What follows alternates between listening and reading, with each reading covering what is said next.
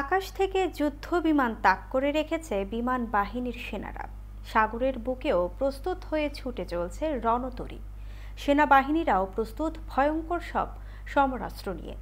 Taiwan প্রণালী ঘিরে শুক্রবার 24শে মে চীনের দ্বিতীয় দিনের সামরিক মহড়ায় এভাবেই তৎপরতা চালিয়ে যাচ্ছে দেশটির পিপলস লিবারেশন আর্মি পূর্বাঞ্চলীয় থিয়েটার কমান্ডার। সাম্প্রতিক বছরগুলোতে বেশ কয়েকবার তাইওয়ান ঘিরে বড় আকারের সামরিক মহড়া চালিয়েছে চীন। তাইওয়ানকে ভয় ভীতি দেখাতে চীন এসব মহড়া চালায় বলে মনে করা হয়ে থাকে। চীনা সেনাবাহিনীর ইস্টার্ন থিয়েটার কমান্ডারের মুখপাত্র লিসি বলেন, দুদিনের মহড়ার মধ্য দিয়ে ক্ষমতা দখল, যৌথ বিমান হামলা এবং গুরুত্বপূর্ণ এলাকায় নিয়ন্ত্রণ নেওয়ার সক্ষমতা পরীক্ষা করা হচ্ছে।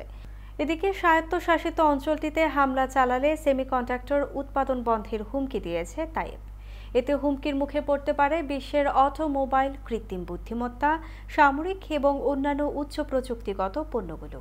আর তাইওয়ানের পরাক্রমশালী টেক ইন্ডাস্ট্রি বেইজিংয়ের হাতে চলে গেলে বৃহৎ এ বাজার হারাবে যুক্তরাষ্ট্র।